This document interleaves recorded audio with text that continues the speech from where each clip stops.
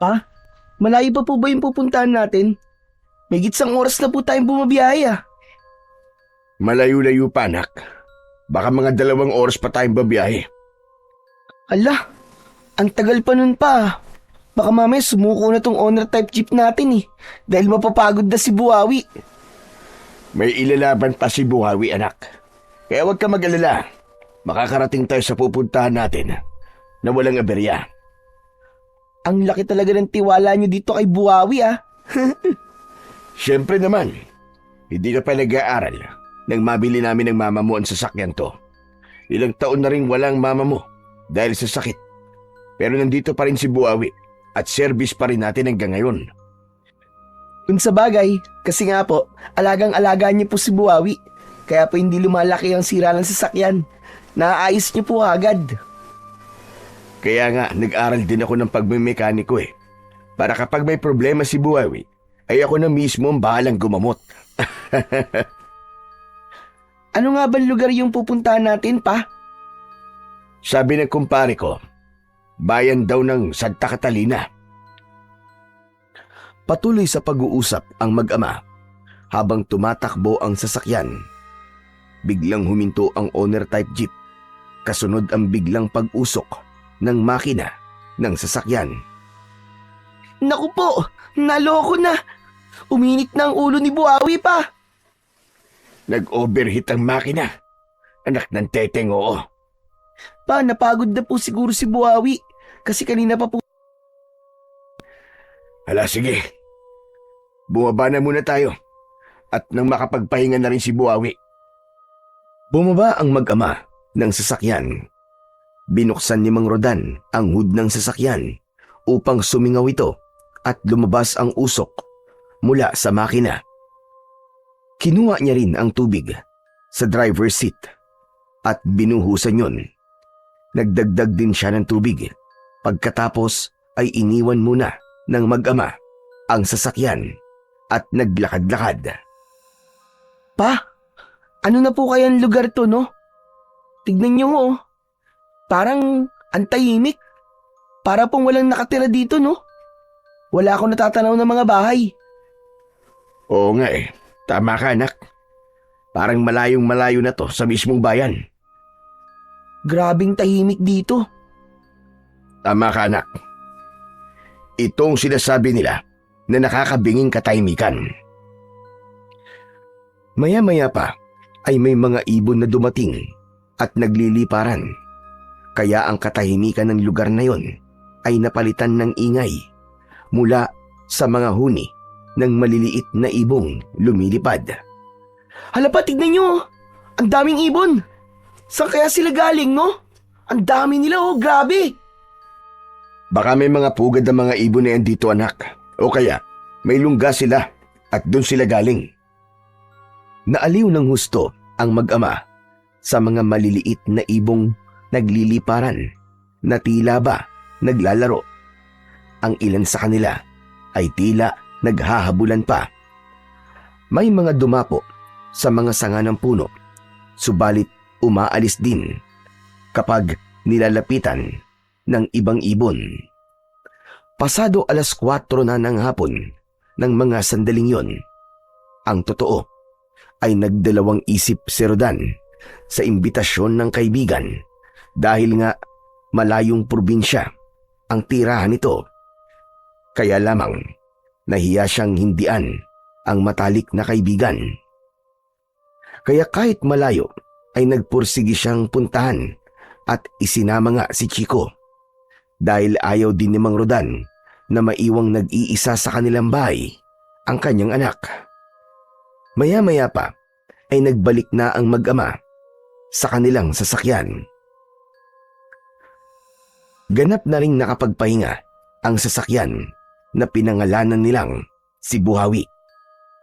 Sana pa, makisama po si Buhawi. Gaya ng sinabi ni Chico, ay nakisama naman ito. Hindi nahirapan ang kanilang ama nang i-start ang sasakyan. Agad naman itong umandar. Kaya naman, napangiti si Mang Rodan dahil alam niyang nasa kondisyon uli si Buhawi. Ayos ka talaga, Buhawi. Antibay mo. Marunong ka talagang makisama. Dapat po talaga makisama siya, Tay. Dahil lagot po tayo kapag di po siya nakisama. Hindi tayo makakarating sa pupuntahan natin. Hindi tayo makakaatid ng binyagan ng anak ng kumpare nyo. Ama ka, anak. Nako, alam mo, kung wala lang akong utang na loob sa kaibigan kong yun, hindi ko pupunta ng binyag ng anak niya kung alam ko lang na ganito pala kahirap ang biyahe. Si Papa talaga parang gusto niyo pa pong magsisi ah. Eh yun na nga eh. Kung babalik tayo, mukhang mas malayo pa yung lalakbay natin. Kaya tuloy na lang. Saka masarap naman pong bumiyahe pa eh. Nakakatuwang pagmasdan ng magagandang tanawin na dinaraanan natin. Kung sa bagay, para bang sa mga picture ko nga lang nakikita ang ganito kagandang view eh. Tama po kayo pa. Hindi ko nga po alam na meron pa palang ganito kagandang lugar eh. Patuloy sa pagbiyahe ang mag-ama hanggang sa mapansin ni Rodan na wala ng signal ang cellphone na nasa harapan ng manibela. Nako, dead spot na yata itong lugar na to ah. Lalong mahihirapan tayong makontak ang kumpare nyo pa. Hindi niya nabanggit sa akin na walang signal ng cellphone dito sa pupuntahan natin. Nasa syudad kasi siya eh, nang magkausap kami sa cellphone. Sana makarating po tayo sa lugar nila pa. Magtatanong-tanong na lang tayo. Imposible kasing matawagan ko pa siya. Hanggang sa nagsimula ng kumagat ang dilim, patuloy pa ring binabagtas ng mag-ama ang mahabang kalsada. Hanggang ang mahabang kalsada na sementado na binabaybay ng kanilang sasakyan ay biglang naging mabato at maputik. Naku pa, lubak-lubak na po dito ah. Oo nga eh. Putol pa lang pagkakasimento ng kalsada. Kaya lang, wala tayong magagawa kundi tuloy ang biyahe natin. Dahil ito lamang ang daan papunta sa pupuntahan natin. Wala kasing ibang kalsada rito eh. Ito lang yun. Naku, mahihirapan panigurado si Buhawi. Oo nga, sana wag siyang bumigay kahit medyo malubak na. Dahil walang ibang dadaanan, kaya kahit pausad-usad, ay ipinagpatuloy ni Mang Rodan at Chico ang paglalakbay sakay ng owner-type jeep. Nagsisimula na ring dumilim ang kanilang paligid na tanging ilaw mula sa kanilang sasakyan ang nagiging tanglaw nila. Mabagal ang takbo ng sasakyan dahil sa malubak at mabatong daan. Buong ingat ang ginagawang pagmamaneo ni Mang Rodan. Kaya lamang, sa kabila ng kanyang ginagawang pag-iingat, ay hindi pa rin niya napansin ang isang malaking uka sa daan na mayroong tubig. Nag-shoot doon ang isang gulong ng sasakyan. Naku po, ano yun? Naloko na! Tay, bakit ano po nangyari? Ayun, na-shoot ang gulong ni Buhawi sa malalim na lubak. Hindi makaahon. Pilit na iniahon ni Mang Rodan ang sasakyan. Itinodo niya na ang makina upang maalis sa pagkakahulog sa malalim na lubak. Subalit ayaw pa rin nung gumana. Hanggang sa inihinto na lamang ni Mang Rodan ang makina. Saka bumaba ang mag-ama. Paano po yan pa? Anong gagawin natin ngayon? Ang dilim-dilim dito. Nag-iisip ako, anak. Wala pa naman signal ang cellphone ko. Paano tayong makakahingi ng tulong nito? Hindi tayo makakarating sa pupuntahan natin pa. Di po ba bukas na po ng umaga ang binyagan? Dapat ngayong gabi makarating po tayo dun. Oo nga, anak eh. Yun nga din ang iniisip ko. Kung paano tayo makakarating dun. Tsak, hihintayin pa naman tayo ron. Pambihira na yan, oo. Halika, anak. Bakit po pa? Saan po tayo pupunta? Maglalakad-lakad tayo. Magbabaka sakali na may makita tayo na tao na makakatulong sa atin. Pero wala pong mga bahay dito eh. Bahala na. Basta subukan natin maglakad-lakad. Baka may makita tayo. Saglit na bumalik si Mang Rodan sa sasakyan para kunin ang flashlight na naiwan doon. Pagkakuha ay sinimulan na nilang maglakad na walang tiyak na pupuntahan. Sabi nga nito ay magbabaka sakaling may taong makita na maaari nilang hingan ng tulong. Habang naglalakad sila ay may nakita sila na tao sa may kalayuan na natatanglawan ng liwanag ng flashlight, kaya nagmadali sila upang puntahan yon. Subalit pagkadismaya ang naramdaman ng mag-ama nang makita na hindi pala tao ang kanilang nakita, kundi kapirasong tela na naiwan at nakasabit sa sanga, na sa malayo ay aakalain mo talagang tao na nakasandal sa isang puno. Anak ng, nawa mali po tayo dun pa. Oo nga anak eh, pambihira. Akala ko may maihinga na tayo ng tulong. Tela lang pala itong nandito sa puno. Pero pa, kung may tela po na naiwan dito, ibig sabihin po, may tao pong nagawi dito. Oo, tama ka anak. Kaya lang, nasa kaya ang taong yun? Ipagpatuloy na lang po natin ang paglalakad pa. Baka sa banda ron, medyo malayo dito. Sana may bahay po tayong makita. Hindi ka pa ba napapagod, Chico? Hindi pa po, saka ito po. Dinala ko po yung isang bag na mayroong biskwit at tubig. Kaya may maiinom po tayo. Ay salamat. Buti na lang pala't naisipan mong bitbitin yan. Naisip ko po kasi papalayo po tayo doon kay Buhawi. Baka mauhaw at magutom po tayo, kaya po dinala ko. Ipinagpatuloy ng mag-ama ang paglalakad hanggang sa namalayan na lamang nilang malayo na ang kanilang nararating. Hindi na abot ng liwanag ng flashlight ang kinaroroonan ng kanilang iniwang sasakyan. Malayo na tayo anak. Ituloy na po natin ang paglalakad natin pa. Mabuti pa nga. Total, wala ring katiyakan ang paglalakad nating ito. Kaya lamang, patuloy na silang napapalayo. Ligtas naman ang dinadaanan nilang lugar.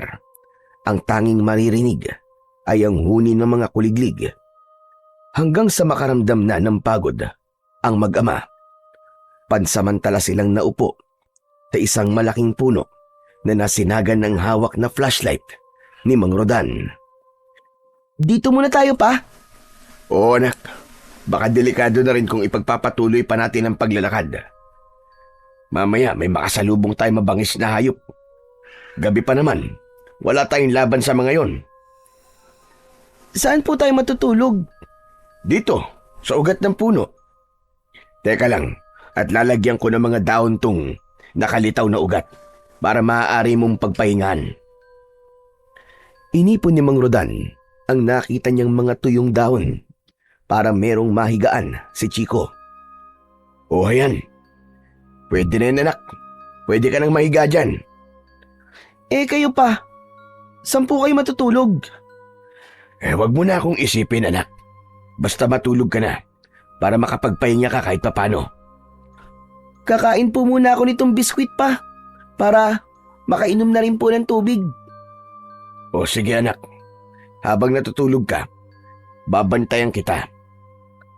Nang makakain ng biskwit si Chico, ay nakaramdam na ng antok ang bata dahil rin yun sa pagod sa paglalakad.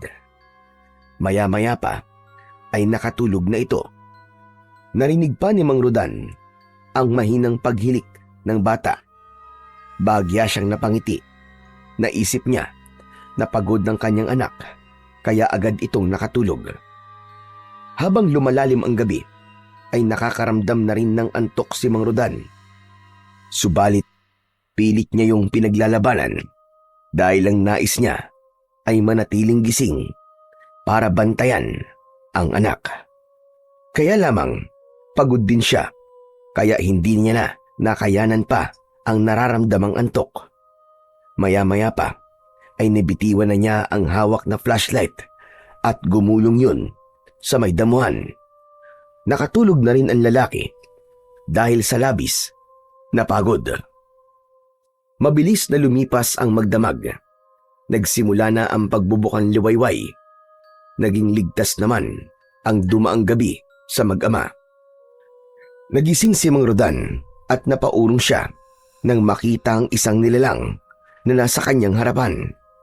Sunod na ring nagising si Chico na napangangapa. Nasa harap nila ang isang batang lalaki na kasing edad ni Chico. Teka, sino ka? Shamboy! Shamboy ang pangalan ko!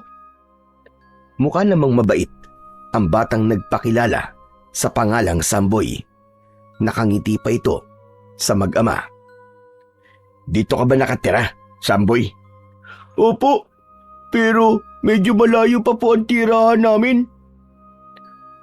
Habang kausap ni Samboy ang mag-ama, ay may babaeng nagmamadali na dumating. Ikaw na bata ka. Kung saan ka nagpupunta. Akala ko ikaw na paano ka na. Nakita ng babae ang mag-ama na nasa ilalim ng puno. Sino sila, anak? Ba't kausap mo sila? Nakita ko lang po sila na natutulog po dyan, inang. Sino kayo? At bakit nandito kayo sa ganitong lugar? Masasamang tao ba kayo? Agad na kinuha ng babae ang gulok na nakasabit sa kanyang bewang. Handa niyang undayan ng taga, sina Mang Rodan. Teka, sandali.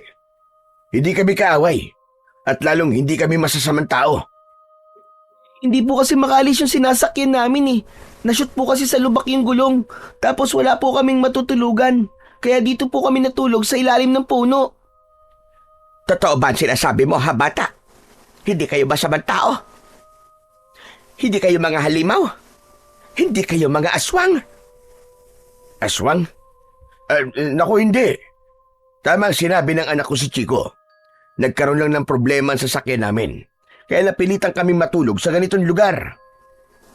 Inang, mukha naman po silang mababait eh. Salamat sa'yo, Samboy ah. Ako nga pala si Chico. Pwede ba kitang maging kaibigan? Oo naman. Inang, kaibigan ko na po si Chico. Kaya wag na po kayo magalit sa kanila. Ako nga pala si Rodan, tatay ni Chico. Pwede bang malaman ang pangalan mo? Ni Loisa ang pangalan ko. Nanay ako ni Samboy. Sabi nyo, nagkaroon ng problema ang sinasakyan nyo. Paano kayo makakalis dito? Yun nga ang iniisip ko eh. Gusto ko sanang humingi ng tulong para maalis yung gulong ng sasakyan namin doon sa pagkakalubog sa hukay. Meron kayang pwedeng tumulong sa amin? Ewan ko. Kung maaari silang pakiusapan. Mga kapitbahay mo ba? Mga kababaryo ko. Subukan natin. Maaari ba kami sumama sa'yo? Wag. Wag na kayo sumama. Bakit? Gusto kong humingi ng tulong sa kanila para maalis ang gulong ng sasakyan namin at may pagpatuloy namin ng anak ko ang pagpunta sa destinasyon namin. Baka sakaling umabot pa kami. Inang, isama na po natin sila. Pero anak, kawawa naman po sila dito. Saka baka po nagugutom na rin sila. Bagamat nagdadalawang isip si Loisa, ay pumayag na rin siya sa pakiusap ng anak na si Samboy upang isama ang mag-ama sa kanilang tirahan. Dahil alam ni Loisa na gutom si Rodan at Chico, kaya ipinaghanda niya ang mag-ama ng pagkain. Nilagang hinog na saging na saba at kamote ang inihain ng babae. pagpasensyahan nyo na itong nakayanan kong pagkain. Madalang kasi kami magsaing dito. Kadalasan na 3 beses sa 1 linggo. Kaya ito lang ang maipapakain ko sa inyo. Maraming salamat ni Loisa. Kami nga ang nahihiya dahil nakaabala pa kami sa inyo. Papa, pwede na po ba akong kumain? Mukhang masarap po itong nilagang saging at kamote na ibinigay po ni Aling ni Loisa O sige anak, kumain ka na. Samahan mo kaming kumain, Samboy. Hindi na, Chico. Kayo na lang ng papa mo. Saka busog pa naman ako Marami na rin akong nakain kanina. O siya, sige. Maiwan ko muna kayo. Meron akong kailangan puntahan. Sige ni Loisa. At salamat nga pala sa pagkain ha. Walang anuman. Lumabas na ng bahay ang babae at tuloy-tuloy na umalis. Kaya naiwan sa bahay sina Rodan at ang dalawang bata. Nagsimula na rin kumain si Rodan dahil nakaramdam na rin siya ng gutom. Samboy, kayo na lang ba ng inang mong nakatira dito sa bahay na to? Oo, matagal na kasing patay ang itay ko. Ganun ba? Sa akin naman, mama ko naman ang patay na. Kaya pala dalawa lang kayo ng papa mo na bumiyahe eh. Oo, tama ka. Hindi nga namin alam kung makakapunta pa ba kami sa bahay ng kaibigan ni Papa eh. Kasi nga, yun nangyari sa sasakyan namin. Siya nga pala, Samboy. Saan ba pupunta ang inang mo? Umalis siya. Baka po may kakausapin tao. Di po ba sabi niyo kailangan niyo po ng tulong para maalis na po sa lubak yung sasakyan niyo? Oo nga pala. Para maipagpatuloy na namin ang pagbabiyahe. Sana, may makausap ang inang mo at pumayag na tulungan kami. Sana nga, kasi mahirap kausap ang mga tao rito sa baryo Takip Silim eh. Ha? Mahirap kausap? Anong ibig mong sabihin na mahirap kausap, Samboy? Hindi po kasi sila basta nahihinga ng tulong, lalo na po kapag may dayo na naliligaw dito sa baryo namin. Ayaw nilang tumulong? Opo, kaya nga madalas hindi kagad nakakaalis sa mga estrangherong napapadpad dito eh. Ibig mo ba sabihin, Samboy, mga suplado sila? Basta, sabi ni Inang, mahirap silang kausap, lalo na yung mga kalalakihan. Pero bakit kayo hindi naman? Tinulungan niyo pa nga kami ng papa ko. Iba kasi kami sa kanila. Pero dito kayo nakatira, di ba? Oo, matagal na kami rito. Dito rin ako ipinanganak. Nang matapos kumain, ay nagyaya si Chico kung maaari siyang samahan ni Samboy na lumabas at mag-ikot-ikot. Okay lang ba sa'yo, Samboy? Oo naman, para makita mo rin tong baryo namin. Kaya nagpaalam si Chico sa kanyang papa. Pumayag siya dahil kasama naman si Samboy. Pero mas pinili ni Mang Rodan na manatili na lamang muna sa loob ng bahay. Nakakaramdam kasi siya ng antok. Halos hindi siya makatulog ng maayos ng nakalipas na gabi. Dahil nga mas gusto niyang bantayan ang natutulog na anak. Isa pa, mahirap para sa kanya ang makatulog sa lugar na alam niyang anumang oras ay may kung anong hayop na maaaring umatake sa kanila. Samantala, habang naglalakad ang dalawang bata sa labas, ay may mangilan-ngilan na taga-baryo Takip Silim ang napapatingin sa dalawa. Bago kasi sa paningin nila si Chico, pinagmamasdan nila ang bata at titig na titig.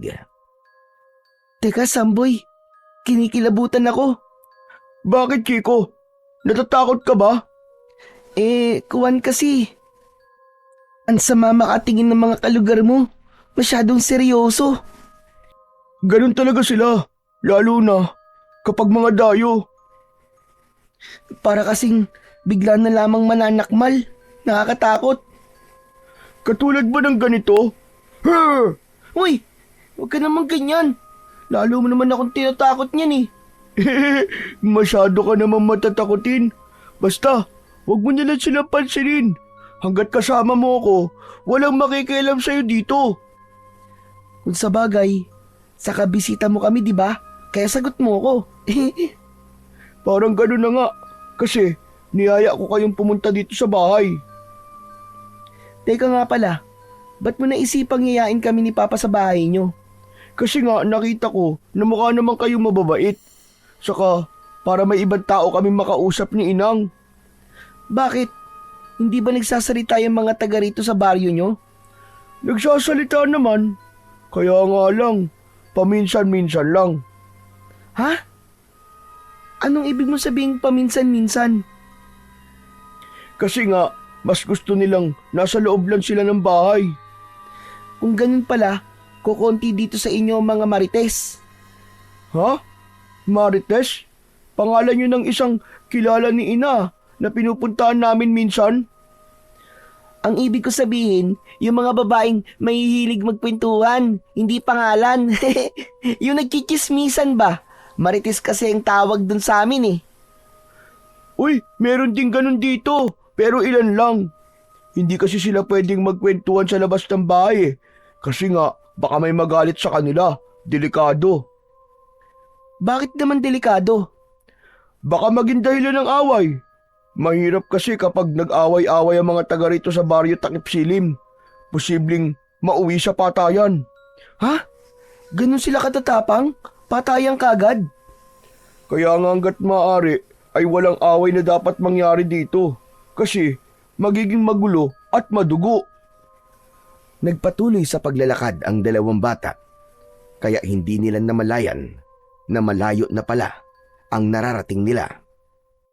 Samantala, sa bahay kung saan naiwan si Mang Rodan ay nakaidlip na rin siya saglit. Subalit wala pa rin si Neloisa. Hindi pa rin bumabalik ang dalawang bata. Naalala ni Rodan ang cellphone na nasa bulsa ng suot niyang pantalon.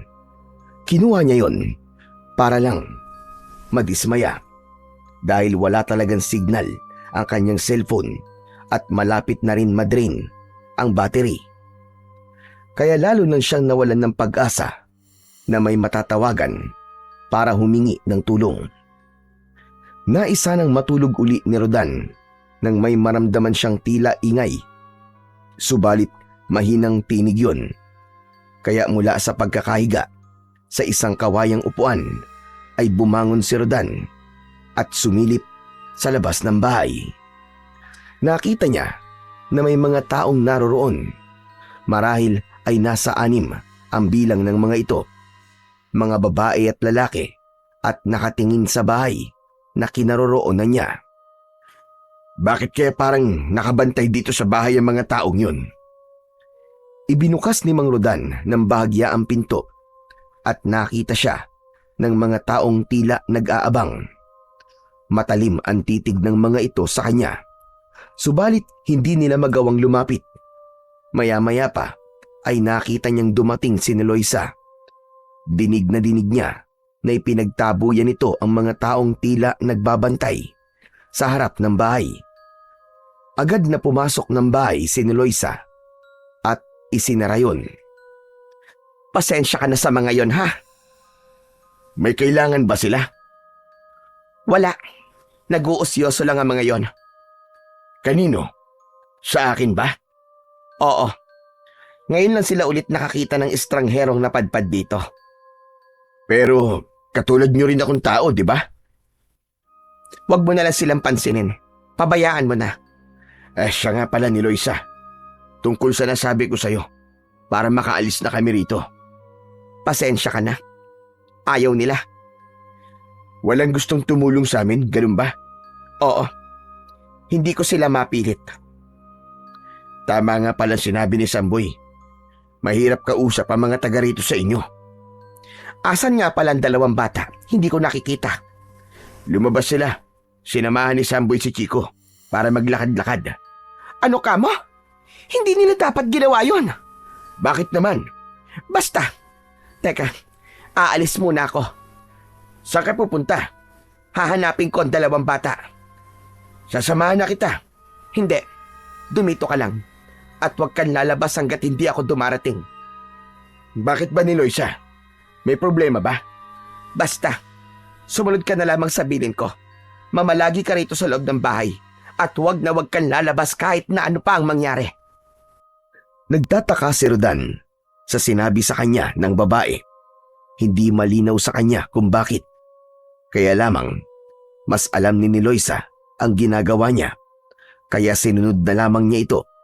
Hindi lumabas ng bahay si Rodan. Agad namang nakita ni Loisa ang dalawang bata nang hanapin niya ang mga ito.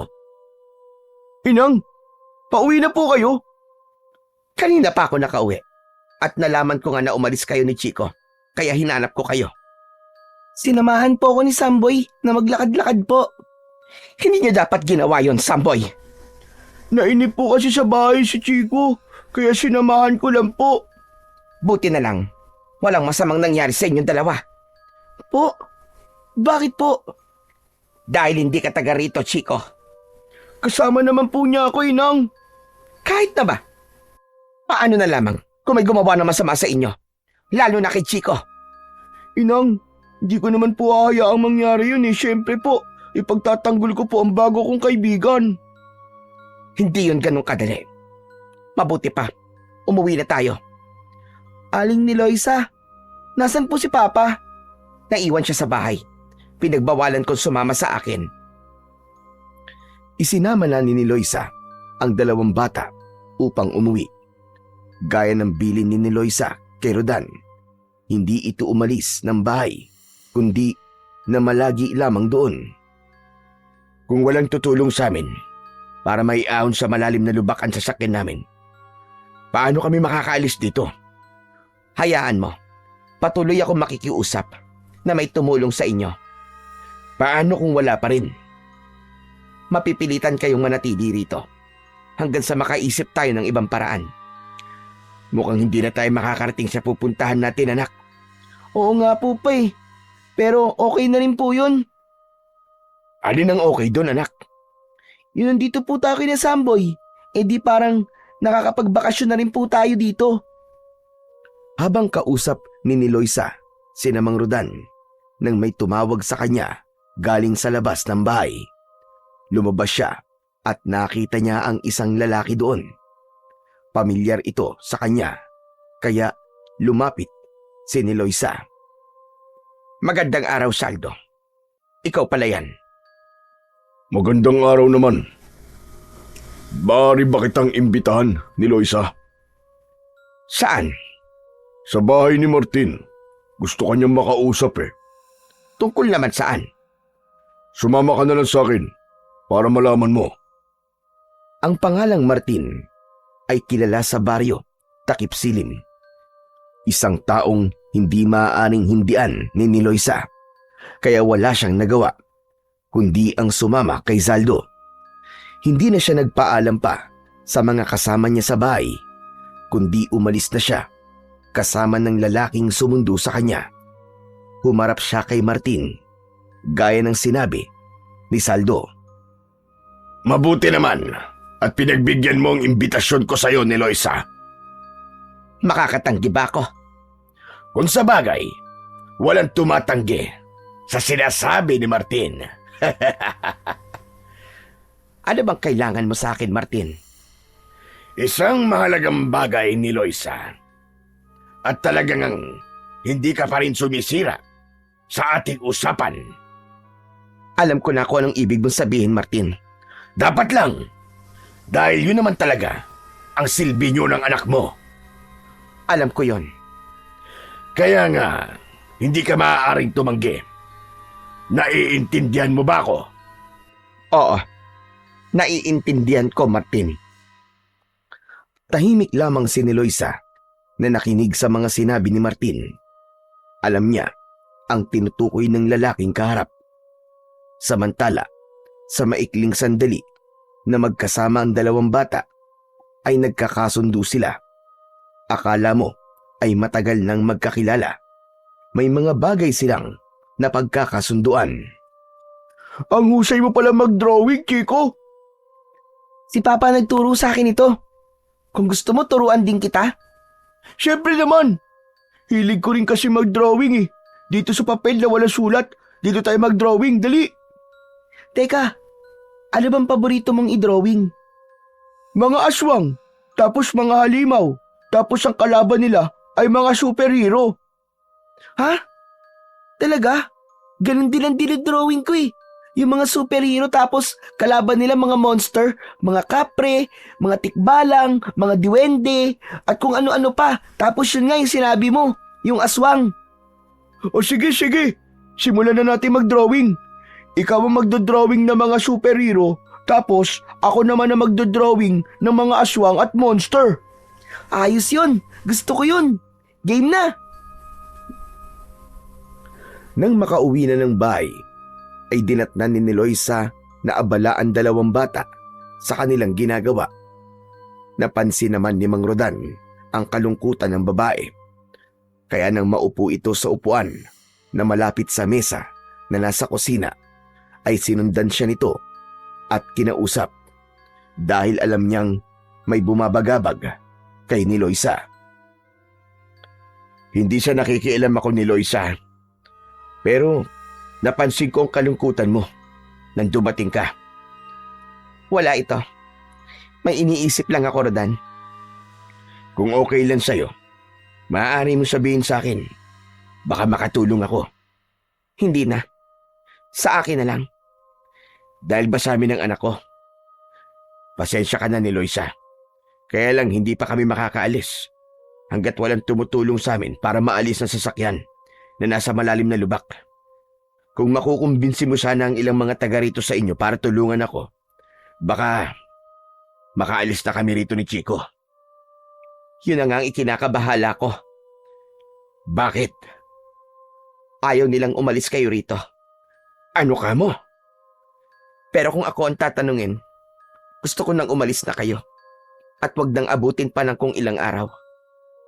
Itinataboy mo na kami. Hindi yun pagtataboy, Rodan. Pero ang gusto mo'y umalis na kami rito, di ba? Oo. Para yun sa kaligtasan nyo. Teka. Anong ibig mong sabihin? Hindi kami ligtas rito ng anak ko? Tumayo sa pagkakaupo si Niloisa.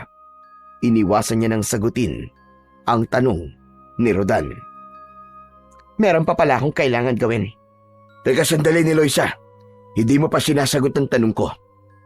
Naguguluhan ako sa sinasabi mo eh. Sinabi ko na ang gusto kong sabihin. Nasa iyo na kung ano ang gagawin mo, Rodan. Iniwan na ni Niloisa ang lalaki. Subalit naging palaisipan kay Mang Rodan ang sinabi ng babae. Bagay na lumigalig sa kanya. Samantala, may mahalagang pinag-uusapan sina Martin at Saldo sa isang sikretong kwarto. Saldo, ikaw ang pinagkakatiwalaan ko. Alam ko yun, Martin. At huwag kang mag-alala. Kahit na anong mangyari, hindi makakalabas ang anumang usapan natin. Dapat lang, dahil alam mo kung paano ako magalit. Oo, Martin. Kilalang-kilala na kita. Maglagay ka ng mga magmamanman kay ni Loisa. Hindi siya maaaring sumira sa kasunduan. Ako nang bahala doon, Martin. Kapag may napansin kayong kakaibang kilos mula kay ni Loisa na hindi niyo gusto, sabihin niyo agad sa akin. Hindi naman nawala sa isipan ni Mang Rodan ang mga sinabi ni Niloisa. Nakikita niya sa babae ang pag-aalala ng kausap niya ito kanina. Nilapitan siya ng anak na si Chico kasama si Samboy. Ipinakita nila kay Rodan ang kanilang mga drawing. Ipinagmalaki yun ni Chico sa kanyang papa. Papa! Tignan niyo po, oh. Ang husay din po ni Samboy. Parehas po kami mahilig mag-drawing.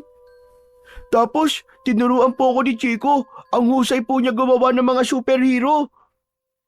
Napansin ni Chico na tila hindi interesado ang kanyang papa sa kanilang mga sinasabi. Papa? Bakit po? May tinatanong ka ba, anak? May iniisip po ba kayo, Mang Rodan? Oo. Pasensya na kayo kung hindi ko ganun narinig ang mga sinabi nyo kanina. At teka, tungkol ba rito sa mga drawing nyo at sinasabi nyo sa akin? Opo, Papa. Kasi po, mahusay din po mag-drawing si Samboy. Sana nga po. Huwag na muna kayong umalis eh. Kasi po, ngayon lang po ako nagkaroon ng kaibigan na kagaya po ni Chico.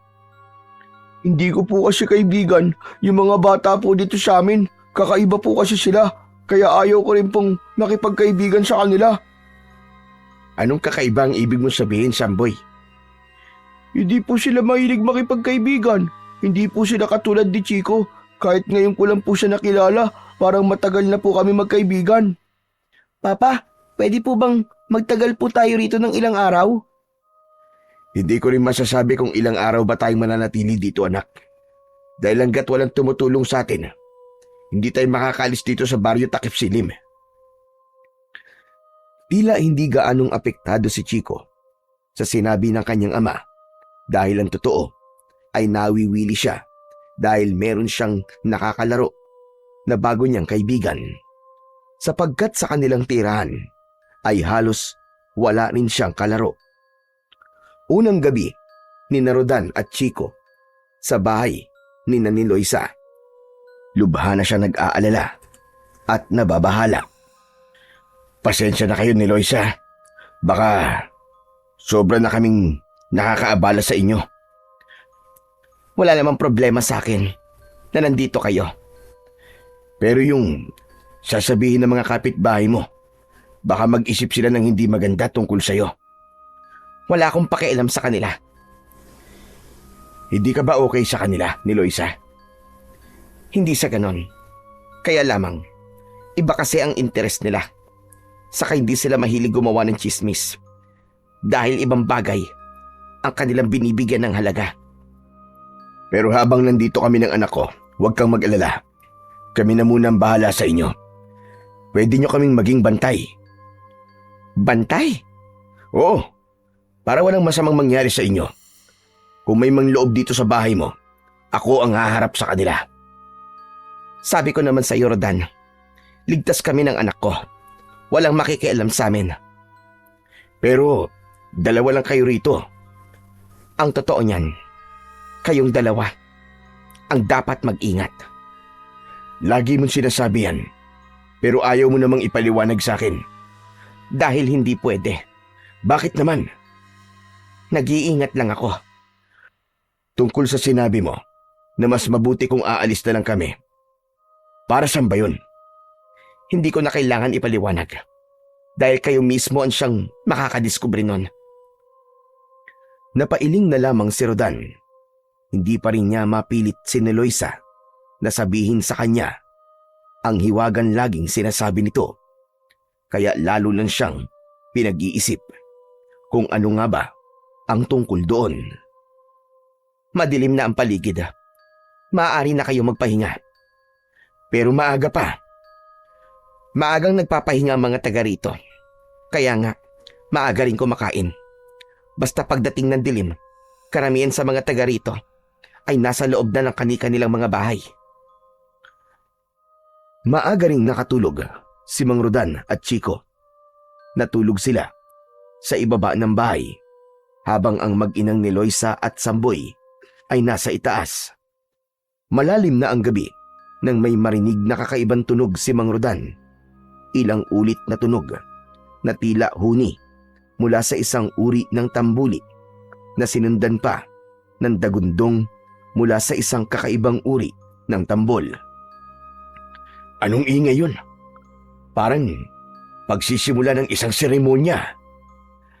Pinakinggang mabuti ng lalaki ang narinig na dagundong na paulit-ulit. Nasundan yon ng tila matitinis na sigawan ng mga tao. Ano kaya yon? Kailangan makita ko at malaman kung ano at saan galing yon. Tumayo si Mang Rodan at nagtungo sa pintuan para lumabas ng bahay. Kaya lamang nakasara yon at mahigpit ang pagkakasara. Ginamitan pa yun ng kadena at kandado para lang matiyak na hindi basta mabubuksan ang pinto ng bahay.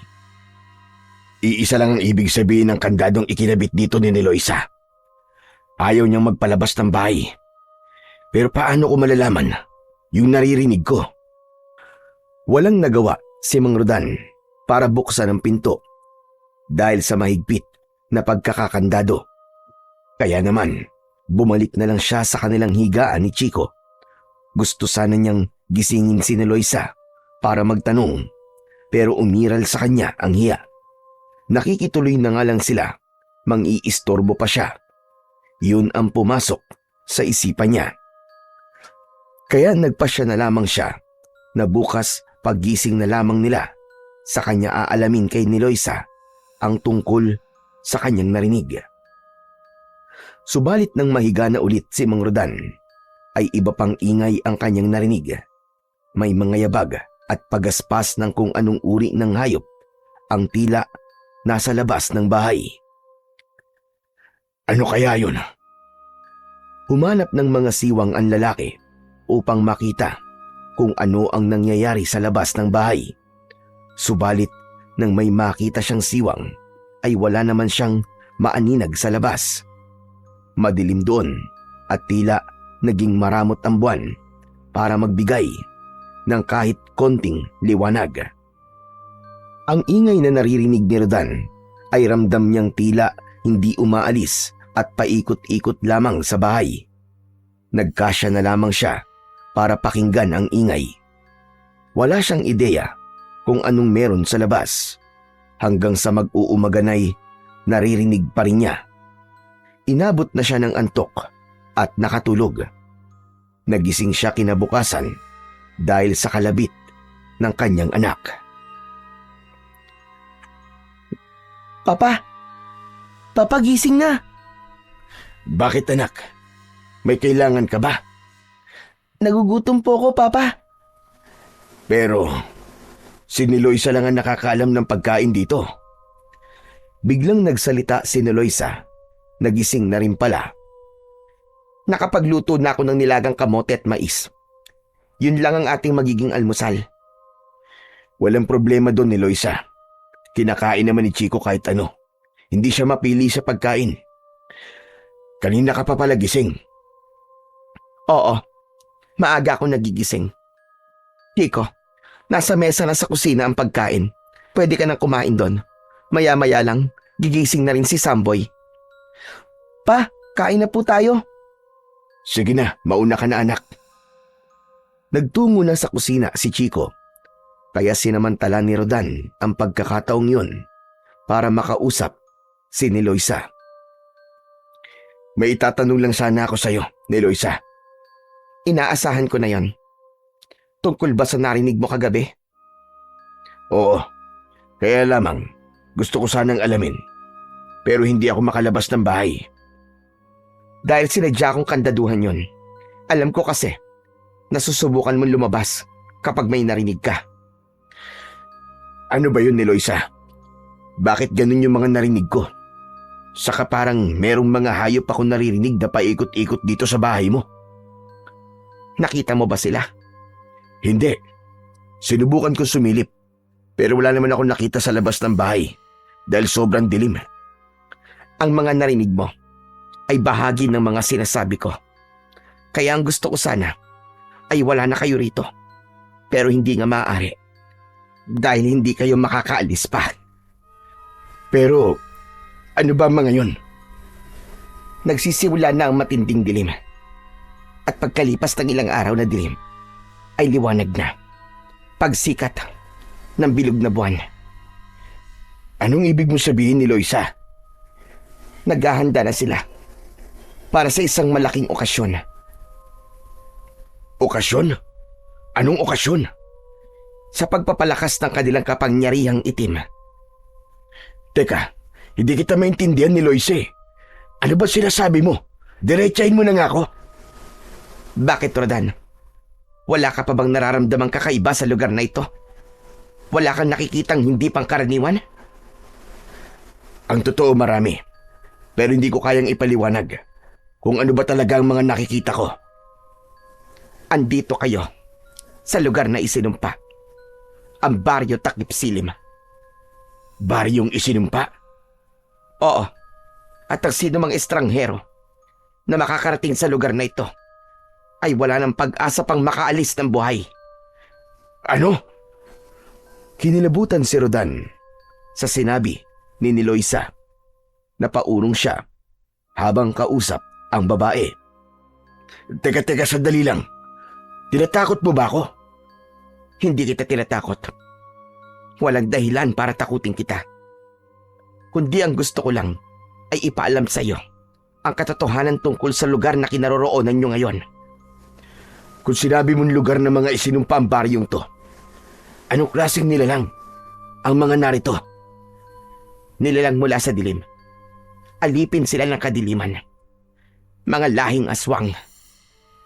Nanlaki ang mga mata ni Rodan sa sinabing yon ni Niloisa.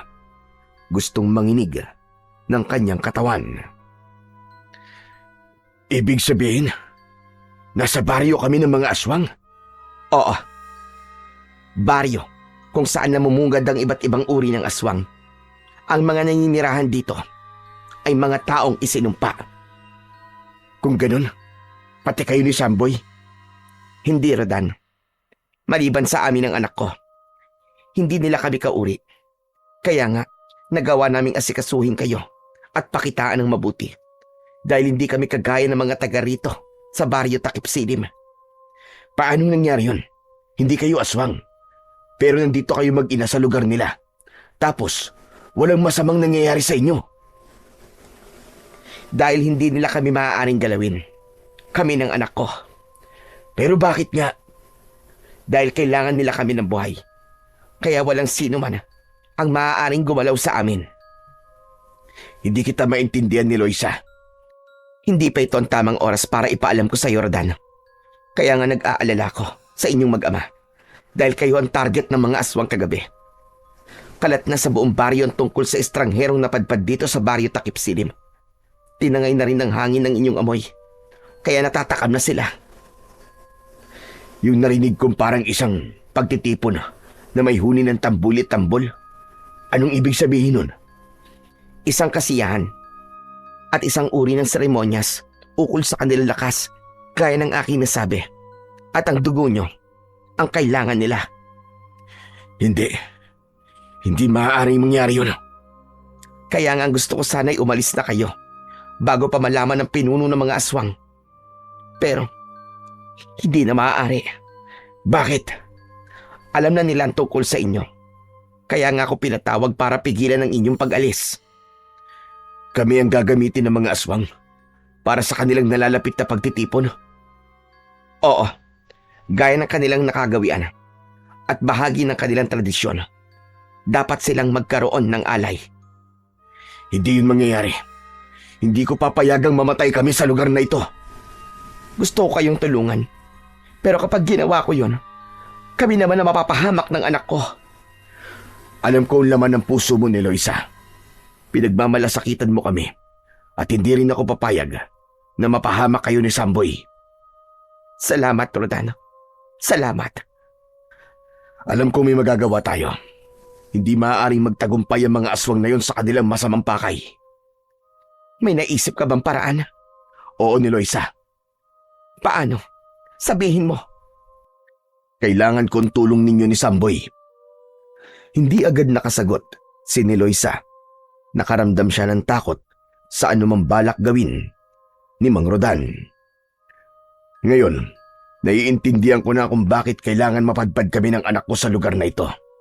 Dahil sa isang mahalagang bagay, sa isang misyon na siguro'y nakatadhana talaga para sa akin. Hindi ko alam kung makakaya kong tulungan ka, Rodan. Ni Loisa, walang ibang maaaring tumulong sa akin dahil ikaw lang ang nakakaalam ng pasikot-sikot sa baryong ito at nakakakilala sa mga taga rito. Lalo na sa pinuno ng mga aswang na sinasabi mo. Ano nga ba ang pangalan niya? Martin, isang malaking tao na bundat ang tiyan dahil na rin sa kanyang katakawan. Katakawan? Oo, wala siyang kabusugan. Dalawa sila ng kanyang kanang kamay. Si Saldo. Silang nasusunod sa baryong ito. Ginagamit niya ang mga kauri niyang aswang para sa kanilang sariling pakinabang. Ang ibang aswang dito ay mga taong kinamkam nila ang kayamanan at ginawa silang aswang para maging alipin nila. Kung ganun, sila ang dapat mawala. Oo, pero hindi tayo kagad makakalapit sa kanya dahil may mga tuta siya. Ang ibig ko sabihin may mga alipores na pumuprotekta sa kanya. Sila muna ang haharap sa sino mang gustong kumalaban kina Martin at Saldo. Kahit gaano pa sila kalakas, kahit na makapangyarihan sila, meron silang magiging katapat. Sana nga, Rodan. Sana nga. Dahil matagal ko na rin gustong mawakasan na ang kanilang kasamaan. Lalo na't ang huli kong nalaman ay nagbabalak sila na lalo pang palaganapin ang kanilang hukbo. Ibig sabihin sasakupin na rin nila ang ibang lugar. Tama ka. At kapag nangyari yon, lalo lang lalaganap ang kasamaan At kawawa ang mga pangkaraniwang tao. Gagawin nilang mga aswang ang mga yon dahil sa ambisyon ni Martin na mamuno ng higit pa dito sa baryo Takip Silim, kundi ng isang malaking hukbo. Kaya nga nakikiusap ako sa iyo ni Loisa. Magtulungan tayo. Sa pag-iisa ni Rodan ay napapaisip siya kung tama nga ba ang kanyang naging desisyon.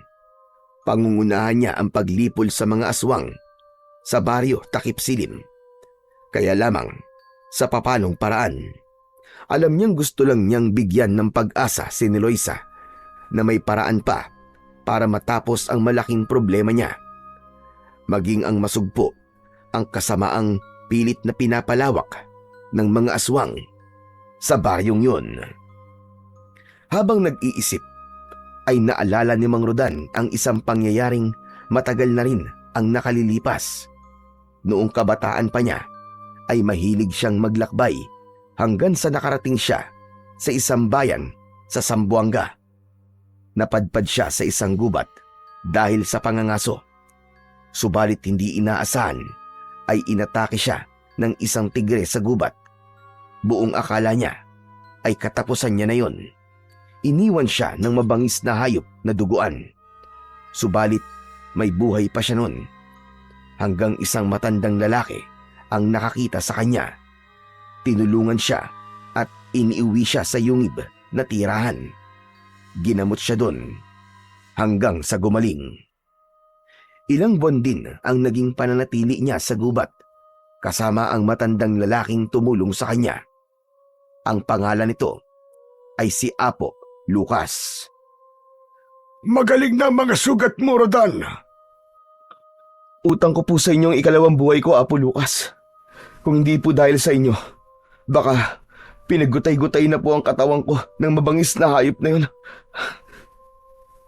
Pinagkadya ng tadhana na mapadaan ako sa lugar kung saan ka naroon. Siguro nga po, dahil ang gusto ng may kapal ay mabuhay pa po ako. Tama ka, dahil may plano pa siya sa'yo. Ano po kaya ang plano sa akin ng may kapal, Apo Lucas? Darating din ang araw na malalaman mo yun, Rodan. Maraming salamat po sa pag-aalaga niyo po sa akin. Hindi ko po alam kung paano po ako makakaganti sa inyo, Apo Lucas. Ginagawa ko ang pagtulong sa aking kapwa na walang hinihintay na kapalit. Masaya ko sa ginawa ko dahil nailigtas ko ang buhay mo. Apo Lucas, gusto ko nang bumalik sa syudad. Ikaw ang bahala. Gusto ko sana kayong isama, Apo Lucas. Iwan niyo na po ang buhay niyo rito sa gubat. Salamat na lang, Rodan. Pero hindi ko matatanggap ang iyong alok. Ayaw niyo pong umalis dito? Tanggap ko na ang uri ng buhay na meron ako. Ang gubat na ang aking mundo. Pero may mas magandang buhay pa po sa syudad. At ako po ang bahala sa inyo. Matanda na ako. At ang syudad ay para lamang sa mga kabataan. Sa mga nagsisimula pa lang. Hindi sa katulad ko na naghihintay na lamang ng takdang oras. Kung talagang yan na po ang desisyon nyo, hindi ko na po kayo pipilitin. Lalo na kung mas masaya po kayo rito sa gubat. Tama ka. Ang kasiyahan ko ay ang mga simpleng bagay. Siya nga pala, bago ka umalis, meron akong ibibigay sa'yo. Ano po yun, Apo Lucas? Mula sa suot na lumang pantalon, ay inalis ni Apo Lucas ang isang lumang sinturon. Gawa yun sa balat ng hayop. Iniabot yun ng matanda kay Mang Rodan. Para sa'yo. Kunin mo ito. Pero sa inyo po ito, Apo Lucas. Ibinibigay ko na sa'yo ngayon. Bakit po? Mas kailangan mo to, Rodan. Dahil nakikita ko, marami ka pang gagawin sa buhay mo. Maraming salamat po. Hayaan niyo po. Papakiingatan ko po ang sinturon na ito. Huwag mong kalilimutang isuot yan. Lalo na kung tutungo ka sa malalayong lugar. Bakit po? Kailangan mo yan. Dahil hindi yan isang pangkaraniwang sinturon. Ho? Hindi pangkaraniwan? Teka, ano pong ibig niyong sabihin, Apo Lucas? Magagamit mo yan sa takdang panahon. Ang sinturong yan ang magsasabi kung kailangan mo na siyang gamitin. Teka, hindi ko po kayo maintindihan eh. Malalaman mo rin, kaya wag mong hayaang mawala yan sa'yo. Doon natapos ang pagdaloy ng alaala ni Mang Rodan. Bigla siyang napahawak sa kanyang bewang. Buti na lang at naalala niyang isuot ang sinturon bago sila bumiyahe. Hindi pa rin niya nalilimutan ang mahigpit na bilin sa kanya ni Apo Lucas. Inalis niya sa kanyang bewang ang sinturon at pinagmasdan niyong maigi. Pero wala naman siyang nakitang kakaiba. Isang lumang sinturon lang yun. Habang pinagmamasdan yun ni Rodan, ay siya namang paglapit ng anak ni Chico na may pagtataka. Papa, bakit po? Ano po nangyari? Bakit tinubad niyo po ang sinturon niyo? Wala anak, Saan niyo po gagamitin yan? naisipan ko lang na tignan. Dahil may naalala ko. Papa, siya nga pala, may sasabihin po ako sa inyo. Kanina kasi, magkasama kami ni Samboy. Lumabas kami dyan, malapit lang. Tapos, habang naglalakad-lakad kami, masama ang tingin ng mga taong nakakita sa amin. Kaya natakot kami. May ginawa ba sila sa inyo? Wala naman po, kaya lang, sinundan kami. Kahit saan po kami pumunta. Itinataboy nga po ni Samboy pero ayaw pa rin umalis. Sunod po ng sunod sa amin. Anong ginawa nyo? Eh di tumakbo na lang po kami ni Samboy hanggang sa makauwi po rito. Anak ng... Mukhang tama nga si ni Loisa. Tama si Aling ni Loisa, saan po? Sa ugali ng mga tao rito. Parang nagiging nakakatakot na nga po ang mga taga rito sa baryo ni Samboy eh. Ang sasama po nila kung tumingin. Kaya nga sa susunod, wag na muna kayong lalabas. Delikado kasi. Papa, totoo kaya yung sinabi ni Samboy sa akin? Aswang daw yung mga taga rito. Sinabi niya yun sa'yo? Opo, Papa. Kaya nga kinilabutan po ko eh. Kaya lang, bakit hindi naman sila napapahamak ni Aling ni Loisa? Anak, makinig ka. Tama si Samboy. Ha? Na mga aswang po ang taga rito sa baryo? Oo. Yun din ang sinabi sa akin ng nanay niya. Kaya nga, ang kailangan natin ay mag-ingat. Pero pa, kung aswang po sila, ba't di pa po tayo umalis dito? Hindi na tayo basta makakaalis, anak. Samantala, minsan pa ay may pinag-usapan sina Martin at Saldo. Naroon noon si Aling ni Loisa sa lugar ng pinuno ng mga aswang. Dahil may pagkakataon na ginagawang utusan din nila ang babae, narinig niya ang pinag-uusapan ng mga ito. Naiutos mo na ba ang sinabi ko, Saldo? Oo, Martin. At nagawa na nila. Magaling. Kaya wala nang dahilan para makaalis pa sila. Oo, mananatili na sila rito hanggang sa matapos ang ilang gabi ng kadiliman. Sa pagdating ng liwanag ng buwan, hindi na tayo mahihirapan pa dahil nakahanda na. Tama ka. Kaya 2 gabi ng kadiliman na lang ang ating hinihintay. Nang makauwi si ni Loisa, ay agad na ibinalita nito kay Mang Rodan ang kanyang nalaman. Ano ba sinasabi mo ni Loisa? Tuluyan na nilang sinara ang pag-asa niyo makaalis pa rito. Teka, anong ibig mo sabihin? Ang sasakyan niyo na nalubog sa malalim na lubak, wala na. Ano ka mo? Wala na? Oo, ipinasunog na ni Martin. Tiniyak niyang hindi na kayo makakaalis pa rito. Sigurado ka ba? Oo, sabi ko naman sa'yo, gagawin ni Martin ang lahat para sa kanyang ibig mangyari. Wala na pala akong magagawa pa. Konting sandali na lang, Rodan. 2 gabi na lang ng kadiliman ang siyang nalalabi. Huwag kang mag-alala. May naisip na ako. Handa na rin ako, Rodan. Sigurado ka? Oo, dahil walang ibang tutulong sa'yo kundi kami ni Samboy. Ikalawang gabi, ninarodan sa baryo Takip Silim. Gaya ng dati, muling nakakandado ang bahay ni Eloisa. Tiniyak ng babae na hindi makakalabas si Rodan at hindi makakapasok ang anumang nilalang mula sa labas. Malalim na ang gabi nang muling marinig ni Rodan ang kakaibang ingay. Kaya napabangon siya at agad na inalis ang sinturon na nasa kanyang bewang. Pagkaalis niya sa sinturon, ay gano'n na lang ang gulat niya nang ang sinturon ay nagliwanag at naging matigas na parang isang espada. Totoo ba itong nakikita ko? Parang espada ang sinturon na ibinigay sa akin ni Apo Lucas. Hinawakan yon ni Mang Rodan at tila may puwersang humihila sa kanya upang lumabas siya ng bahay. Malakas ang puwersang yon, kaya lamang ay nakasara ang pintuan. Hahatawin sana ni Rodan ang kandado ng pintuan gamit ang mahiwagang sinturon nang marinig niya ang boses ni Eloisa. Wag, Rodan! Wag mong gawin yan! Napalingon si Rodan. Nagising si Eloisa dahil marahil sa ingay ng mga aswang na nasa labas ng bahay. Pero Eloisa, natitiyak kong mga aswang ang mga nagkakandaingay sa labas ng bahay niyo. Oo, tama ka. Nagpipilit silang pumasok dito sa bahay dahil naaamoy nila kayo ni Chico. Bakit mo ko pinipigilan? Dahil maling harapin mo ang mga aswang.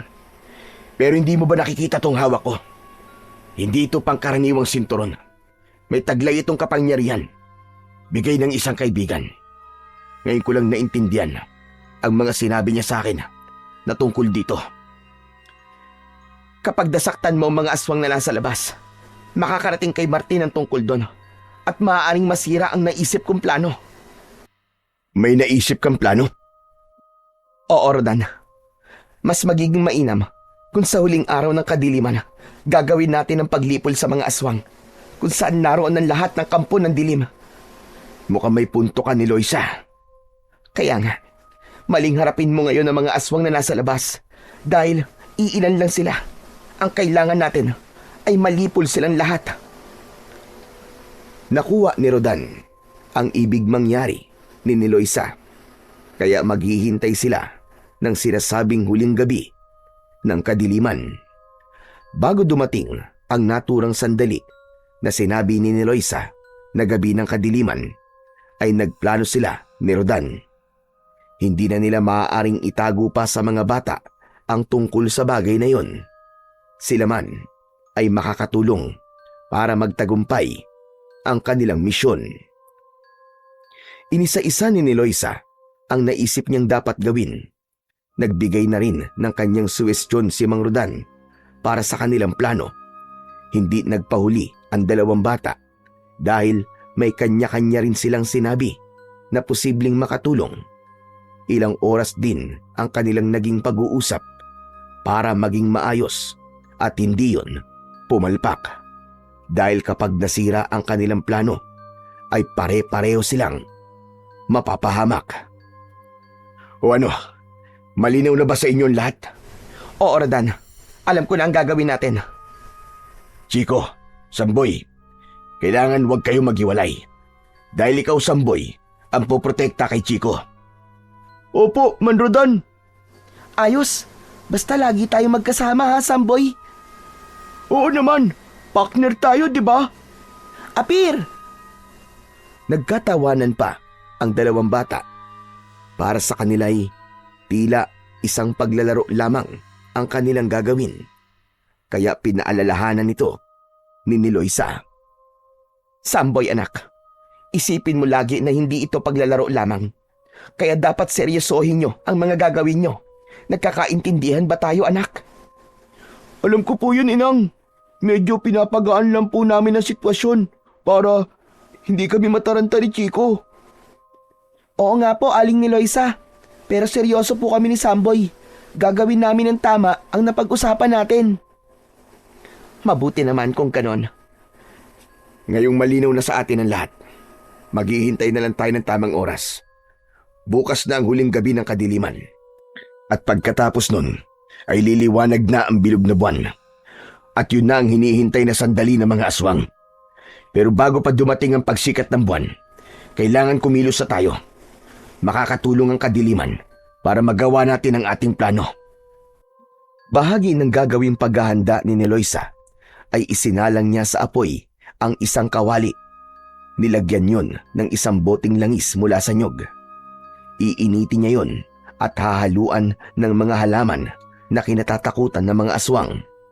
Kapag napaghalo niya na yun at napalamig na, ay ipapahid nila yun sa kanilang buong katawan. Sige na, simulan niyo nang ipahid sa inyong katawan ang niluto kong langis. Inang, madulas po ito. Oo nga po, Aling Niloisa. Para po kami maliligo nito sa langis ng nyog. Ano bang gusto niyo? Ang magtagumpay tayo o maging biktima kayo ng mga aswang? Sige, sabihin niyo. Siyempre po, ang magtagumpay po tayo, Inang. Huwag na nga tayong magreklamo, Samboy. Kung para sa kaligtasan natin tong pagpapahid ng langis ng nyog sa katawan natin. Sige na, gawin nyo na. At kami naman pagkatapos nyo. Kailangan makapaghanda na tayo. Sayang ang oras. Kumilos na ang dalawang bata. Nang matapos silang magpahid ng langis sa buong katawan, ay sumunod na sina ni Eloisa. Subalit nang magpapahid na si Rodan, ay pinigilan siya ng babae. Teka, Rodan, hindi ka kasama. Pero sabi mo, kapag ipinahid ko sa aking katawan ang langis na to, ay hindi tayo maaamoy ng mga aswang. Ganun na nga. Pero sabi ko nga sa iyo, sa naging pag-uusap natin, ay kailangan ka nila. Kukunin ka rito ng mga tauhan ni Martin. Yun ang kanilang plano. Kapag nagpahid ka ng langis, malalaman nila yon at magdududa sila. Iiwan kitang nag-iisa dito sa bahay para kunin ka ng mga alagad ni Martin. Sige, sige. Naiintindihan kita. Doblehin mo ang iyong pag-iingat, Rodan. Huwag ka mag-alala. Andito ang makapangyarihang sinturon. Hindi niya ako pababayaan. Iwasan mo munang gamitin yan. Sabi nga, ang kailangan nating mabingwit at malipol ay hindi lang ang maliliit na isda, gaya ng mga sapsap at butete. Higit ay yung mas malalaki pa, yung dambuhala. Yun ang dapat nating hulihin. Oo, alam ko ni Eloisa. Naiintindihan ko. Kaya aalis na kami at may iwan ka rito. Dahil yun din ang naging utos nila sa akin. Iniwan na ni Eloisa si Rodan at isinama ang dalawang bata. Nagtataka ang mga ito, subalit ipinaliwanag ng babae ang dahilan. Habang naglalakad sila, ay labis ang pag-aalala ni Chico para sa kanyang papa. Aling Niloisa, okay lang po ba talaga dun si Papa? Oo, Chico. Walang masamang mangyayari sa kanya. Magtiwala ka. Saka di ba, sabi niya may taglay siyang sandata laban sa mga aswang. Oo, yung sinturon niya yun, Samboy. Kaya hindi ka dapat mag-alala sa papa mo. Sige na nga, saka ipagpipray ko na lang si Papa na sana walang masamang mangyari sa kanya. Oo, tama yun. Sasamahan pa kita, Chico. Parehas tayo magdadasal. Samantala, sa lugar ng mga aswang na pinamumunuan ni Martin at Saldo, magpadala ka ng mga tao na magpapaalala kay ni Eloisa. Oo, Martin. Gagawin ko. Kailangan makuha na natin ang estrangherong yon. Uunahin natin ay ang lalaki. Dapat na siyang madala dito sa atin para sa ating pagtitipon bago pa matapos ang gabi ng kadiliman. Nag-iisa na si Rodan sa bahay ni Eloisa nang maramdaman niyang may mga yabag na dumating. Isa lang ang naisip niya. Dumating na ang mga tauhan ng pinunong aswang para kunin siya. Gagamitin siya para gawing alay sa pagtatapos ng gabi ng kadiliman. Malayang nakapasok ang mga inutusang tauhan. Teka, sino kayo? Anong kailangan nyo? Huwag ka na magtanong. Kayo ba ang inutusan ni Martin at Saldo? Sabi naman sa'yo, huwag ka na magtanong. Tumahimik ka na lang. Hinawakan ng dalawang lalaki ang magkabilaang kamay ni Rodan. Isa ang naglagay ng takip sa kanyang mata at meron ding nagtali sa kanyang mga kamay. Teka, saan niyo ako dadalhin? Ang kulit mo rin ano? Sabi ko na huwag ka na magtanong eh. Nagpupumiglas si Mang Rodan, kaya nahirapan ang mga lalaki na dalhin ito. Kaya isang malakas na suntok sa sikmura ang pinakawalan nito. Labis na nasaktan si Mang Rodan. Nanghina ang kanyang katawan at nawalan ng malay. Dahil nawalan na ng malay si Mang Rodan, ay malaya na nila itong nabitbit. Inilabas siya ng bahay at isinakay sa isang kariton na hinila naman ng kalabaw. Saka dinala sa lugar ni na Martin. Mula sa kalayuan ay nakita ni na Niloisa at dalawang bata ang ginawang pagkuha ng mga tauhan ni Martin kay Mang Rodan. Kaya walang tigil sa pag-iyak ang batang si Chico. Akala ko po ba, Aling Niloisa, walang mangyayaring masama sa papa ko. Pero bakit ganun? Kinuha po siya ng mga masasamang lalaki na yon. Tinangay po nila si papa. Oo nga po, Inang. Baka mapano po si Mang Rodan. Chico, Samboy anak, alam ni Rodan na mangyayari yon. Dahil nasabi ko yon sa kanya. Hindi ko po kayo maintindihan eh. Paano po kung patayin po nila ang papa ko? Kaya nga ang gagawin natin ay ililigtas natin ang papa mo. Po, ipinahuli niyo po si papa para iligtas po natin. Bakit po ganun? Kailangan makapasok sa lugar na pagdarausan ng pagdiriwang at pag-aalay ang papa mo. Dahil naroon ang mga pinuno na dapat patayin. Ang papa mo ang siyang gagawa noon. Tapos, tayo po, Inang. Ano po gagawin natin? Tayo ang poprotekta kay Rodan.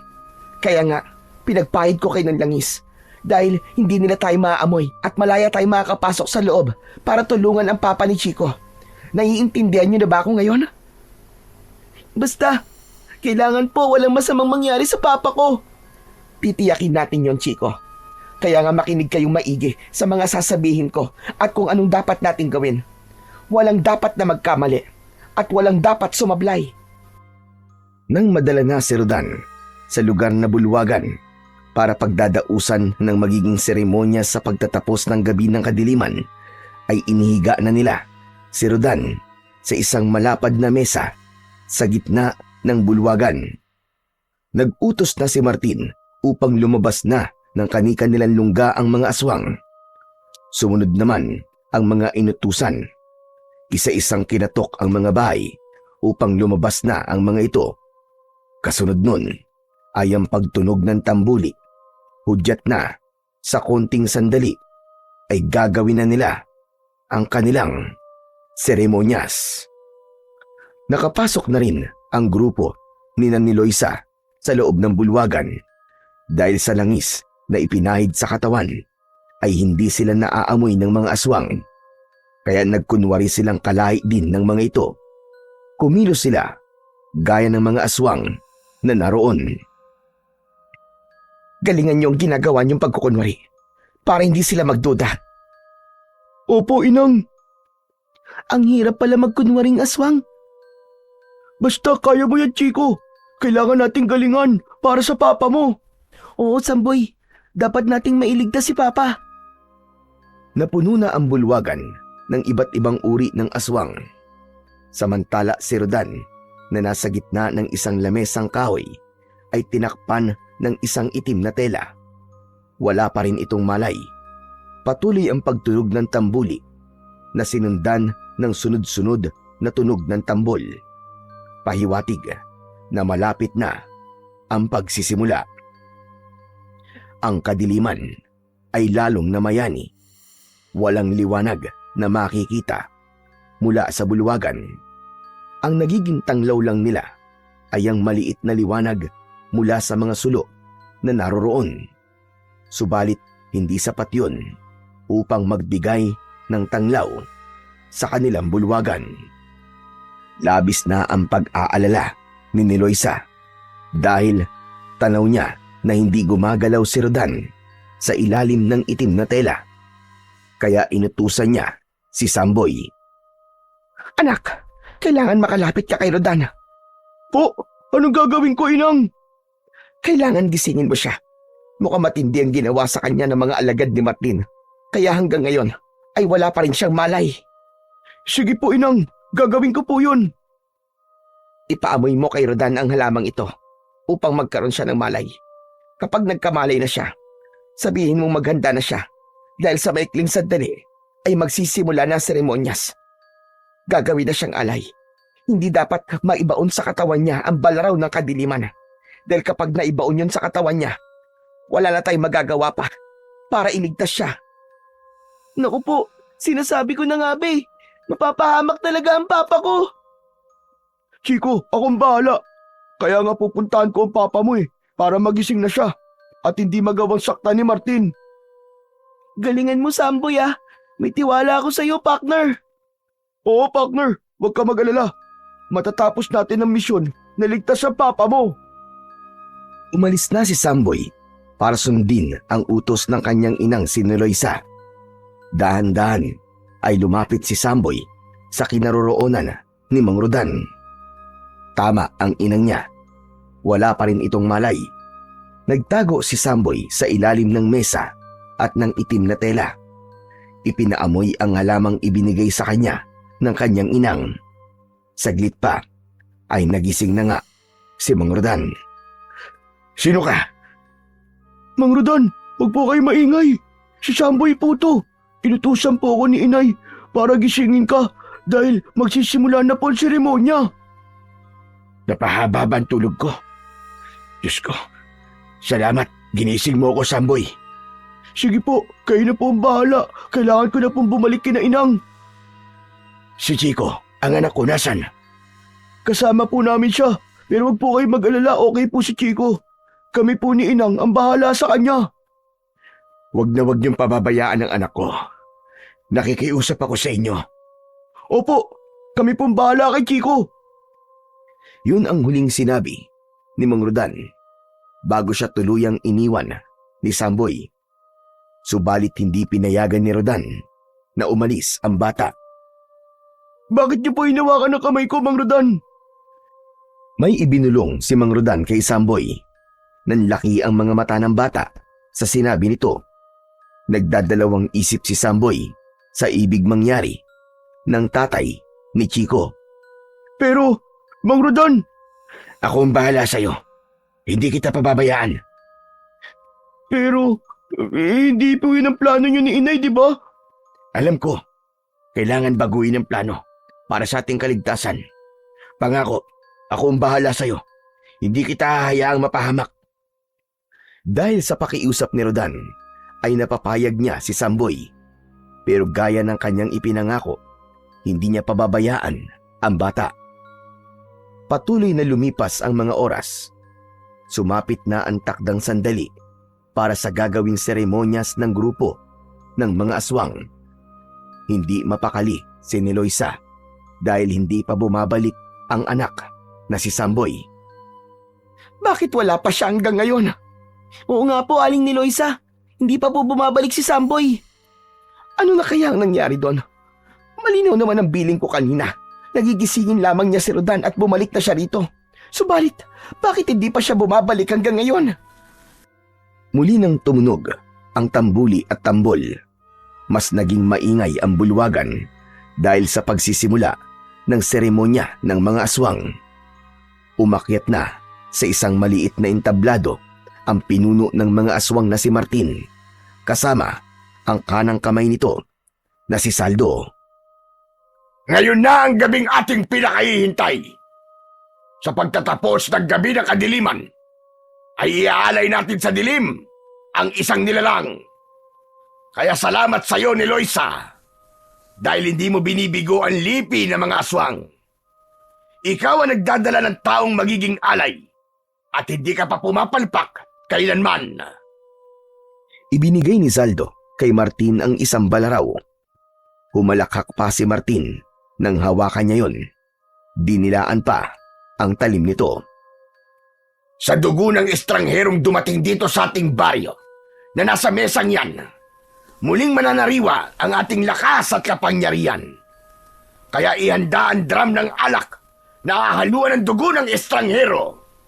Pagkatapos, sama-sama tayong iinom at magsasaya. Nagsigawan at nagpalakpakan ang mga aswang na pinamumunuan ni Martin. Saldo, alisin na ang itim na telang nakatakip sa estranghero. Muling nagsigawan ang mga kampo ng dilim. Subalit nang alisin ni Saldo ang talukbong na telang itim sa nilalang na kanilang magiging alay, ay ganoon na lamang ang pagkagulat nila. Samantala, mula sa hindi kalayuan ay pinagmamasdan ni Niloisa at Chico ang mga nangyayari. Parang sinakal at sinuntok ang dibdib ni Niloisa nang makita niya ang anak na si Samboy ang nakahiga sa malapad na lamesa.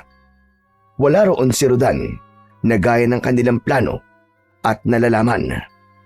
Aling Niloisa, kaya pala di nakakabalik si Samboy. Siya pala yung nakahiga doon na natatakpan ng telang itim, hindi po si Papa. Anong kalokohan ito? Bakit ginawa yun ni Rodan? Samantala, napaurong naman si Martin nang makita na si Samboy ang nilalang na kanilang iaalay. Hindi siya! Hindi siya dapat nakahiga dyan, Saldo! Anong kalokohan ito? Pinagtitripan mo ba ako? Hindi, Martin. Sigurado ko na ang estranghero mismo ang inilagay doon. Pero nasaan nga? Nasaan siya? Hanapin niyo siya. Hindi maaaring hindi matuloy ang seremonyas. Hindi pwedeng hindi makainom ng alak na may dugo ng estranghero ang mga kauri natin. Narinig niyo ang utos si Martin. Kumilos kayo. Hanapin niyo ang estranghero. Tiyak nandito lang siya at hindi pa nakakaalis sa lugar na to. Magmadali kayo! Nagmamadali namang pinuntahan ni Niloisa si Samboy. Niyakap ang anak. Halika anak, lumayo tayo rito. Bilis! Agad na sumama si Samboy sa kanyang ina. Gaya ng nasabi dati pa ni Niloisa, ay hindi sila pinakikialaman ng mga aswang. Hindi sila kailanman maaaring maging biktima ng mga ito. Kaya hindi maaaring patayin si Samboy upang gawing alay. Samantala, patuloy sa paghahanap ang mga tauhang inutusan ni Saldo. Pumasok sa kanyang kubol si Martin dahil sa naudlot na seremonyas. Saka na lang siya lalabas kapag natagpuan na nila ang estrangherong magiging alay. Nakakubli naman ng mga sandaling yon si Mang Rodan upang hindi makita ng mga aswang na humahanap sa kanya. Hindi rin siya maaamoy ng mga ito dahil nakapagpahid na siya ng langis na ginawa ni Aling Niloisa. Nagtabi siya ng langis na inilagay niya sa isang maliit na boteng sisidlan. Naisip niya yon dahil alam niyang kakailanganin niya. Kaya hindi nga siya nagkamali. Nagamit niya ang itinabi niyang langis. Habang nakakubli siya, ay dinaan-daanan lamang siya ng mga aswang. Matindi ang kadiliman, kaya hindi siya basta-basta nakikita. Tinanggal niya ang suot na sinturon at ibinaba niya sa lupa. Gaya ng dapat na mangyari, tumigas na tila bakal ang sinturon na gawa sa balat ng hayop. Ngayon ay magagamit niya na ito upang harapin ang nagkalat na mga aswang. Dahil paruot parito ang mga aswang sa paghahanap kay Rodan, kaya nang makasalubong niya ay agad niyang sinugod gamit ang kanyang sandatang sinturon. Putol ang kamay at braso ng aswang na tamaan. Tagpas din ang ulo kapag tinatamaan sa leeg. Nagkagulo ang mga aswang nang malaman ang nangyari sa kanilang mga kasama. Lahat sila ay nagtulong-tulong upang sunggaban si Mang Rodan, ngunit hindi nila kaya ang lakas at bilis nito sa pakikipaglaban. Hindi lang pala sandata ang silbi nito sinturon na to. May kakaiba ring bilis at lakas na ibinigay sa katawan ko. Sa bawat sugod ng mga aswang ay tinitiyak ni Mang Rodan na gugulong ang ulo ng mga ito o di naman kaya ay putol ang bahagi ng katawan. Sige! Mga hayop kayo, mga aswang kayo! Lumapit kayo! Para matikman nyo na ang kamatayan nyo! Samantala, ang kaguluhang yun ay nakita na ni Loisa pati na ng dalawang bata. Aling ni Loisa, si Papa ko po yun. Jack, siya po ang kalaban ng mga aswang. Tama ka, Chico. Si Mang Rodan nga. Tinupad niya ang kanyang ipinangako na hindi niya tayo pababayaan. Oo nga po, Inang. Pero hindi ko pa rin gusto ang ginawa niya kanina. Inilagay niya sa peligro ang buhay mo. Inang, kaya naman po ako pumayag dahil sabi mo nga, hindi tayo sasaktan ni na Martin.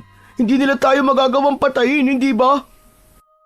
Kahit na, sobra pa rin ako kinabahan nang makita kita na sasaksakin na sana ni Martin. Kasi nga, Samboy, love na love ka nung nanay mo. Tama ka, Chico. Hindi ko kayang mawala sa akin si Samboy. Siya ang buhay ko. Pero, teka, hindi pwedeng wala tayong gawin. Kailangan natin tulungan si Rodan para maubos na ang mga aswang. Paano po, Aling ni Loisa? Kumuha kayo ng kahit na anong matigas na bagay.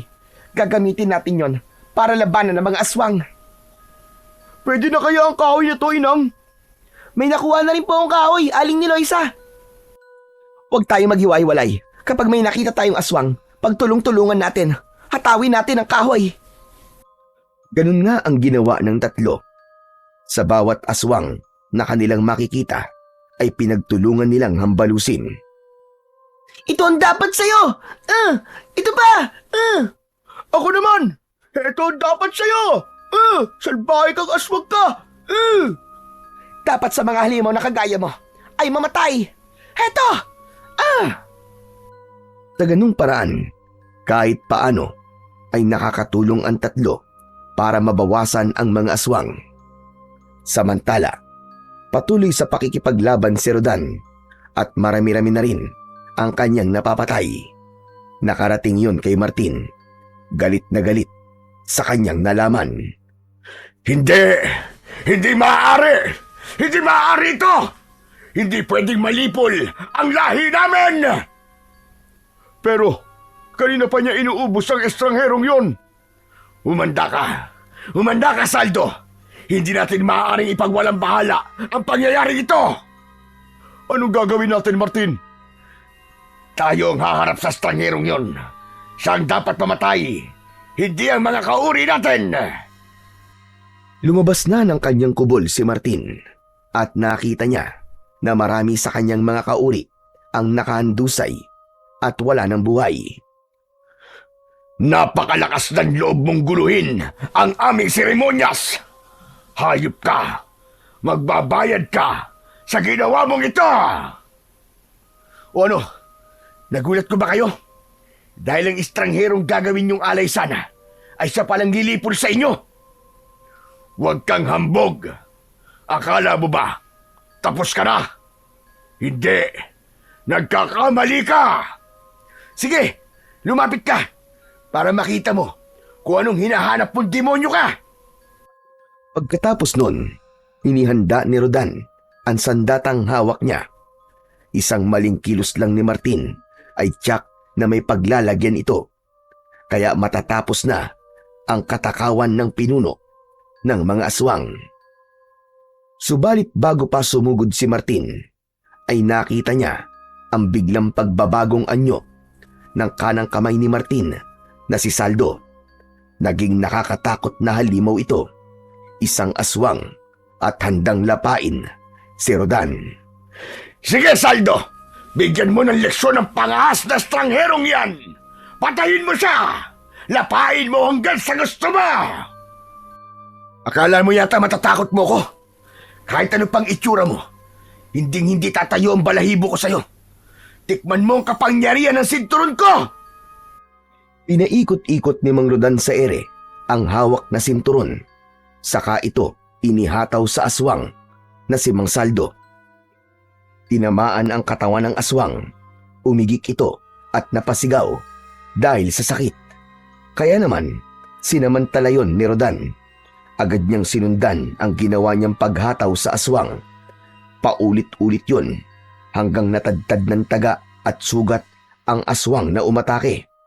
Kaya nanghina ito at tuluyan nang bumagsak sa lupa. Kitang-kita ng pinuno ng mga aswang na si Martin ang nangyari sa kasama niyang si Saldo. Napaurong ito at naramdaman niyang hindi pangkaraniwan ang lakas ng estrangherong nasa harap niya. O ano? Wala ka ng kawala ngayon, Martin. Ikaw na ang susunod. Nabubulagta sa lupa. Subalit pilit na nagpakita ng tapang si Martin. Hindi pa rin ito sumuko sa harap ni Rodan. Ungas! Anong bubulagtaan sinasabi mo? Hindi mangyayari yon, Gunggong. Dahil hindi mo pa lubos na kilala kung sino ang kaharap mo. Wala akong pakialam kung di pa kita ganap na kilala. Ang tanging alam ko lang, kailangan ka nang mawala para matapos ng kademonyohan mo at makaligtas na rin sa kamay mo sila ni Loisa. Ayun sa'yo na ang mag-ina kung yun ang gusto mo. Tutal, napakinabangan na namin siya. Tinugod ni Mang Rodan si Martin. Subalit sa pagsugod niyang yon ay kitang-kita niya ang pagbabago ng anyo ng pinuno ng mga aswang. Naging isang dambuhalang buhaya ito na halos sumabog sa laki ang tiyan. Anak ng, anong klaseng halimaw ito? Isang aswang na naging dambuhalang buhaya? Humahampas pa ang malaki at mahabang buntot ng dambuhalang buhaya. Ginagamit niya yun upang atakihin si Mang Rodan. Subalit mabilis ito at agad na nakakaiwas. Nagwala ang dambuhalang buhaya. Ang bawat madaanan ay winawasak gamit ang kanyang bibig na may malalaki at matatalas na pangil. Dapat akong mag-ingat sa buhayang to. Pero hindi ko siya katatakutan. Kaya't tumitsyempo si Mang Rodan kung paano niya aatakihin ang dambuhalang buhayang aswang. Inihanda niya at mahigpit na hinawakan ang kanyang gamit na sandata. Pinagmamasdan niyang mabuti ang bawat kilos nito kung paano niya ito susugurin at papatayin. Matalas ang tingin ng buhaya sa kanya. Pinag-aaralan din ng buhaya ang bawat kilos ng estranghero. Samantala, kanina pa nakamasid sa kanila sina ni Loisa at ang dalawang bata.